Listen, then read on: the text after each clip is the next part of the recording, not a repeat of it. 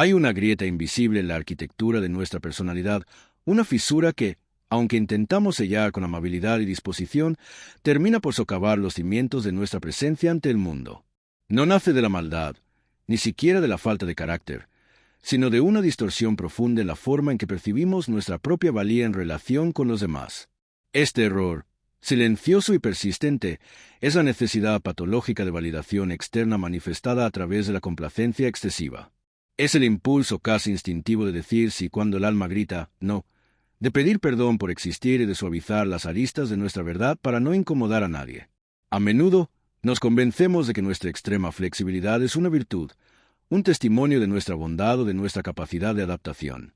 Creemos que, al ser los más comprensivos, los más disponibles y los que menos conflictos generan, estamos ganando el respeto y el afecto del entorno.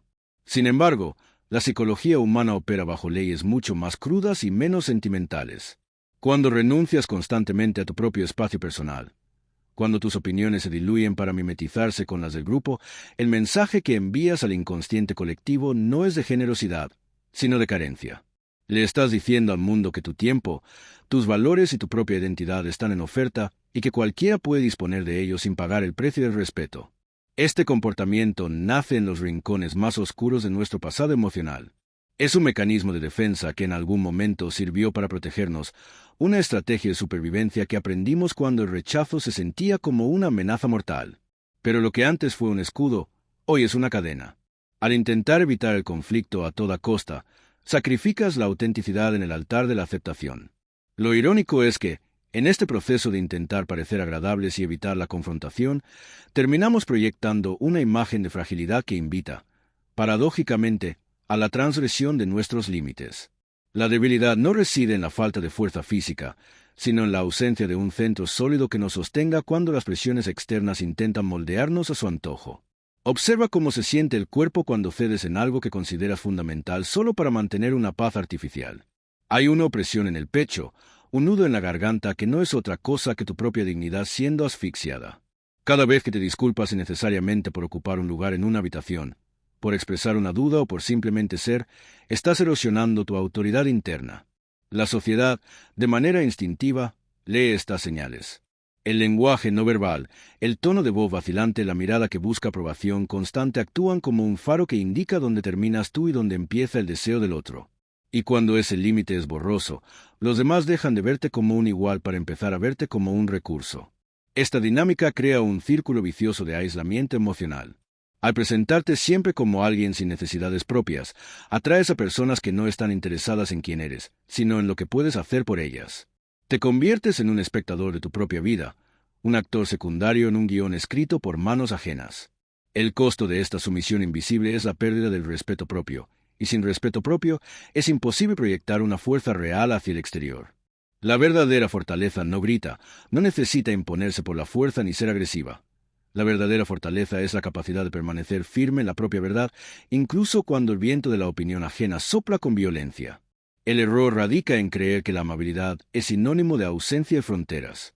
Una persona que no sabe decir no es una persona cuya palabra sí carece de valor. Si tu aceptación es automática, deja de ser un regalo para convertirse en una expectativa. Para dejar de parecer débil, primero hay que dejar de traicionarse a uno mismo. Esto implica evitar la incomodidad de la desaprobación ajena.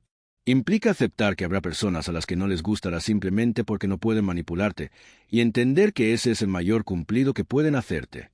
La fragilidad desaparece en el momento en que decides que tu lealtad principal es hacia tu propia brújula moral y no hacia las expectativas de una sociedad que, a menudo, ni siquiera sabe lo que quiere.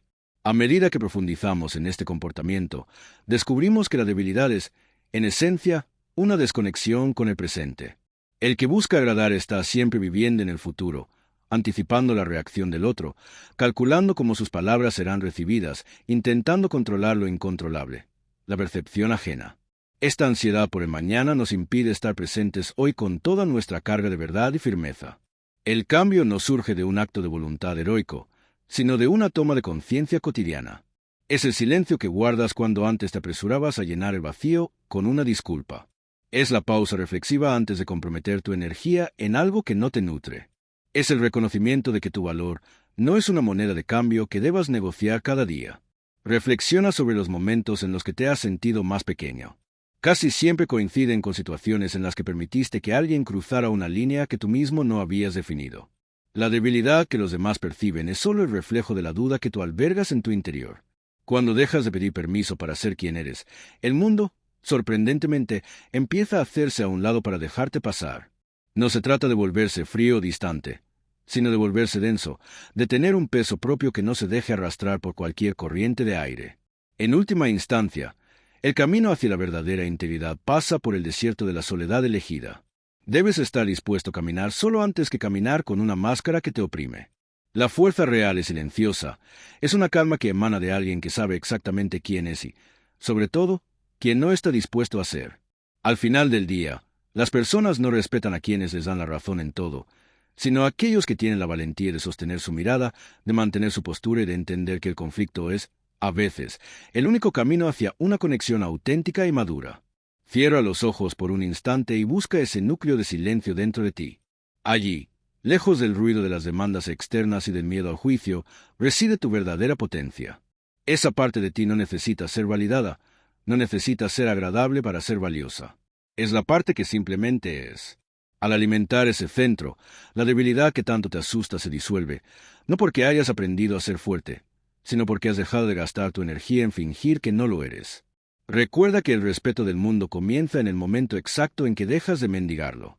La pregunta que queda flotando en el aire no es si los demás te verán fuerte, sino si tú eres capaz de sostener el peso de tu propia libertad sin disculparte por ella.